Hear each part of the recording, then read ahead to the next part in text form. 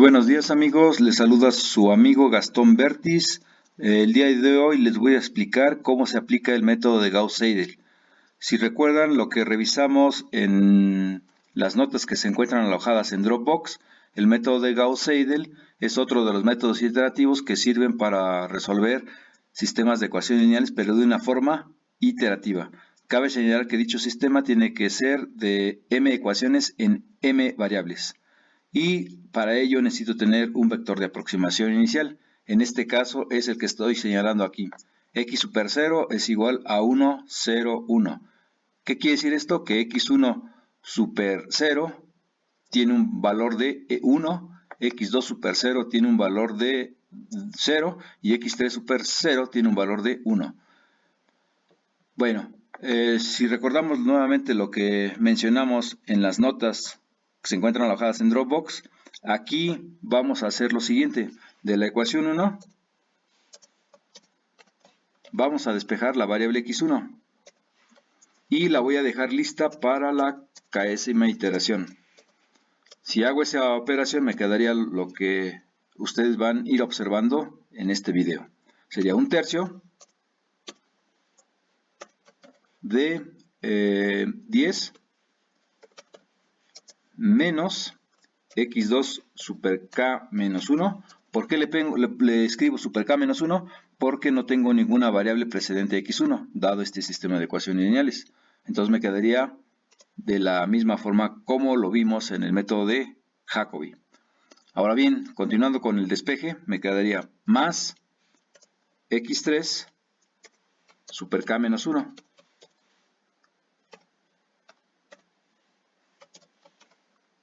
Y así quedaría mi ecuación 1, más bien mi variable x1 despejada de la ecuación 1, lista para la késima iteración. De la ecuación 2 voy a despejar mi variable x2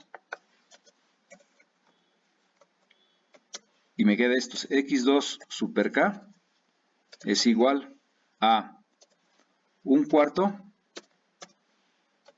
de 5 menos x1. Como x2 tiene una variable precedente que es x1, entonces la variable x1 va a estar actualizada, es decir, la voy a dejar lista en la késima iteración. En otras palabras, cuando estemos nosotros haciendo los cálculos, quiere decir esto, que el valor que encontré de x1 super k se va a colocar acá, no va a ser el de la iteración anterior. Bueno, continuando con esto, me quedaría lo siguiente. Voy a despejar la variable, o más bien a pasar del lado derecho, el término correspondiente a la variable x3, y me quedaría de la segunda ecuación. Menos 2x3, como x3 no es una variable que sea precedente a x2, entonces la dejo como super k menos 1. Y después de la ecuación 3, despejo la variable x3. Aquí cabe señalar que las variables precedentes a x3 van a ser x1 y x2. Por lo tanto, esa x1 y x2 van a estar escritas exclusivamente para la késima iteración. Veamos qué pasa con esto. Me quedaría 1/5 de menos 8 más x1 super k. Repito, porque x1 es una variable precedente a x3, por eso se va a actualizar. Y luego menos 2 veces x2, también super k. ¿Por qué? Porque otra vez x2 es una variable precedente a x3. Así me quedaría entonces mi variable x3 despejada de la ecuación 3, que es esta. Aquí estaría mi variable x2 despejada de la variable x2. Y aquí estaría x1 siendo la variable despejada de la ecuación 1. Ahora bien, como lo revisamos en el método de Jacobi, para el caso del método de Gauss-Seidel hacemos casi lo mismo. Es decir, ponemos aquí el k, que es el contador de iteraciones. Aquí le ponemos 0, 1, 2, etc. Y lo que voy a hacer a continuación, pues es lo que ya sabe, ¿no? Desplazo hacia la derecha para generar más valores de K, es decir, para las iteraciones que voy a hacer al respecto, y empiezo a llevar a cabo este cálculo.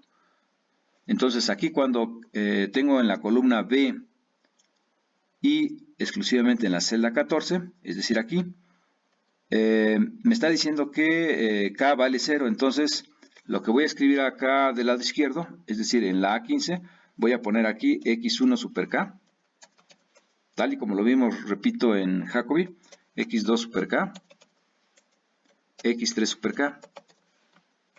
Y en la celda B15 voy a colocar lo que puse como vector de aproximación inicial, es decir, los componentes de x1 super 0, x2 super 0, que es 0, y x3 super 0, que es 1.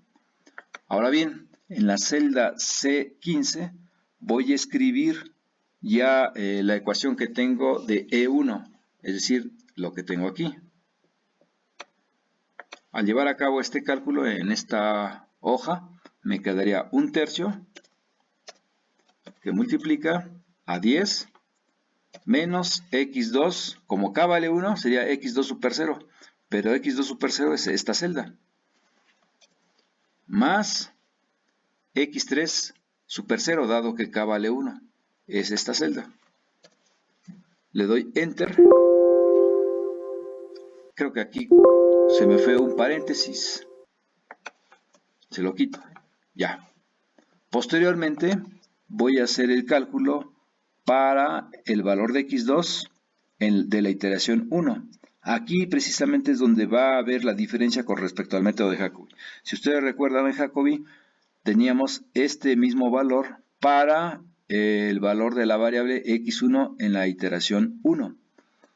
Pero el valor 2 de la iteración 1 ya no va a ser el mismo valor que obtuvimos con Jacobi. Veamos qué valor obtenemos.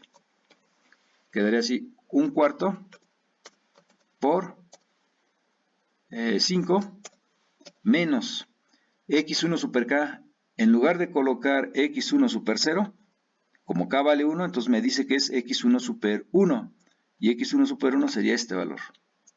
Menos 2 por k vale 1, x3 super 0. x3 super 0 es el valor que está en la celda B17, es este. Cierro el paréntesis y le doy Enter. Este fue el valor que estamos obteniendo para el método de Gauss-Seidel. Chequemos lo que obtuvimos con Jacobi. ¿Sí? Si ustedes recuerdan con Jacobi, aquí está el cálculo, me dio 0.5. Es un valor precisamente diferente. Ahora calculemos el valor de x3 super k cuando k vale 1.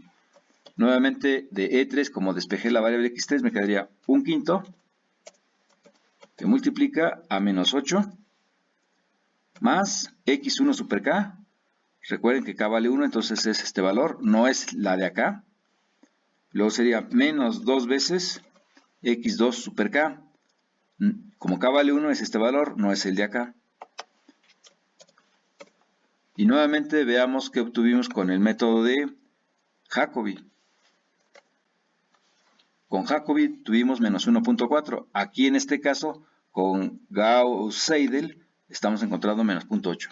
Una vez que hemos generado este primer vector de aproximación, lo que vamos a hacer es simplemente deslizar hacia la derecha para encontrar todos los valores que querramos. En este caso lo estoy dejando en la iteración 8. Ahora, si ustedes recuerdan, para saber nuestro criterio de paro, yo estoy proponiendo aquí que sea 10 a la menos 1, 10 a la menos 2, perdón, ¿sí? Es decir, tolerancia de 0.01. Entonces tengo que hacer la diferencia vectorial entre la iteración k con la iteración anterior, es decir, k menos 1. Para ello me quedaría esto, x super k menos x super k menos 1. Saco la diferencia, ¿sí? Como aquí no va a haber ningún valor, entonces le pongo rayas, ¿sí? Y voy a hacer la diferencia entre, ¿quién? Entre 1 con 0. Es decir, cuando k vale 1, y concretamente para x1 me queda este valor, menos x1 super 0, que es este valor. Y después pues, simplemente deslizo para encontrar los valores correspondientes a x2 y a x3 de esta diferencia vectorial. Ya que tengo esto, pues como lo vimos en Jacobi, deslizo hacia la derecha, ¿sí? Bien, posteriormente lo que voy a hacer es calcular la norma vectorial natural de esta diferencia vectorial.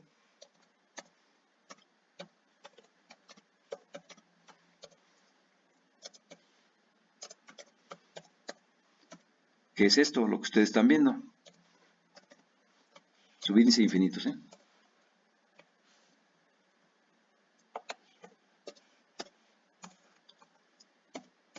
Y aquí le ponemos raya. Como vimos, la norma vectorial natural de esta diferencia vectorial se obtiene como el máximo de los componentes en valor absoluto de esta diferencia vectorial. Es decir, de estos tres componentes tengo que elegir el mayor en valor absoluto. Esto, para hacer dicho cálculo, pues tomamos la siguiente sintaxis. El máximo de ABS del primer componente de esa diferencia vectorial, coma ABS del segundo componente de esa diferencia vectorial y ABS del tercer componente de esa diferencia vectorial. Y efectivamente me dio 2.66. Ya que tengo esto, pues simplemente deslizo, ¿no?, hacia la derecha. Ahora bien, calculo mi norma vectorial natural de el vector de aproximación x super k. X super k, subíndice infinito, raya, y en este caso voy a poner lo siguiente, que sería máximo de ABS. Este sería el valor del máximo, del valor absoluto del primer componente de x super 1, porque recuerden que k vale 1. Siguiente, ABS de este elemento y coma ABS del tercer componente. Y se dan cuenta, pues efectivamente me dio de estos tres componentes el máximo valor en valor absoluto es 3.66. Como es correcto, entonces deslizo, ¿no?, hasta llegar a la iteración 8. Posteriormente, pues hago el cociente, ¿no? ¿De quién? Este como numerador y este como denominador. Y a este le llamo cociente. Aquí no va a haber nada. Y el cociente sería este número entre este número. ¿Qué estoy haciendo aquí? Calculando un error relativo, tal y como lo vimos al principio del curso. Ya que calculé este valor, pues simplemente deslizo, ¿no?, hacia la derecha. Y vemos dónde se encuentra el valor del error relativo que sea menor a 0.01. Aquí podemos observar que en la iteración K tengo 0.09, en la iteración 5, 0.04, en la 6, 0.02, en la 7, 0.209. Es decir, aquí ya este valor es menor que 0.01. Entonces podemos decir que nuestra solución de manera aproximada, según método de Gauss-Seidel, es este. Son estos valores. Es decir, x1 super 7, 2.21, x2 super 7, 1.58, x3 super 7, menos 1.79. Si ustedes recuerdan, también en el caso del método de Jacobi, vimos cuál era la solución exacta y la obteníamos, como podemos observar acá abajo, de la siguiente manera. Calculamos la inversa, ponemos la matriz y es esta. Entonces, para efectos prácticos, lo que voy a hacer simplemente es copiar y pegar. Veamos si me queda así, ¿no? Obviamente no, porque hacía referencias a otras celdas. Entonces voy a escribir mi matriz correcta, ¿no? Es esta. No. Voy a volver a calcular mi inversa. sería M inversa y selecciono el rango, ¿no? Que en este caso es esta matriz. Cierro, paréntesis, control shift enter. Y aquí ya me dio. Y también acá pues no me está dando el valor, ¿sí? Entonces voy a poner lo que hemos visto, ¿no? Según Excel, la sintaxis es: para hallar la solución de un sistema de ecuaciones lineales, basta con multiplicar la inversa de la matriz por la matriz de lados derechos, o bien vector independiente. Entonces sería mmult, la inversa, coma, con los lados derechos. Y los lados derechos son los que tengo aquí, LD. Y nuevamente control shift enter. Y ahora, ¿cuál es el valor que estoy encontrando de aproximación en la sexta o séptima, ¿no? Séptima iteración. Son estos valores. Entonces, lo que voy a hacer es referirlos. Si los refiero, me va a quedar lo siguiente.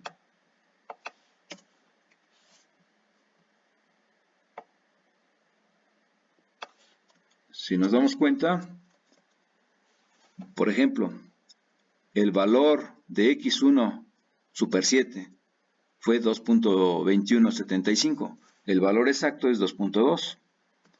El valor de x2 super 7 es 1.5853. El valor exacto es 1.6. Y el valor de x3 super 7 fue menos 1.7906. El valor exacto es menos 1.8. ¿Qué podemos concluir? Que es un valor pues relativamente bueno de aproximación. Simplemente pues vamos ahora a revisar en qué iteración obtuvimos digamos el valor de aproximación que cumple con la tolerancia, es decir, con el error que estamos marcando, un error relativo, y seguramente vamos a ver que el número de iteraciones fue mayor. Vamos a revisar esos.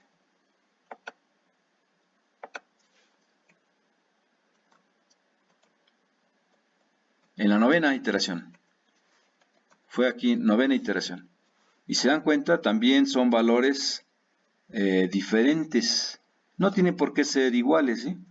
Entonces, ¿qué quiere decir esto? Me ahorré 2 iteraciones. Por lo tanto, se puede verificar lo que comentamos de manera a priori al inicio, que fue que si este método de Gauss-Seidel tiene un sistema de ecuaciones lineales que converge a una solución, entonces el número de iteraciones que vamos a hacer aplicando este método, ¿sí?, para este sistema y resolviéndolo con el método de Jacobi, con Gauss-Seidel voy a hacer menos iteraciones que con Jacobi. Entonces, esta es, digamos, la forma de poder aplicar este método y corroborar que efectivamente hacemos menos iteraciones. Bueno, amigos, pues eso es todo. Les agradezco mucho y que tengan buen día. Saludos.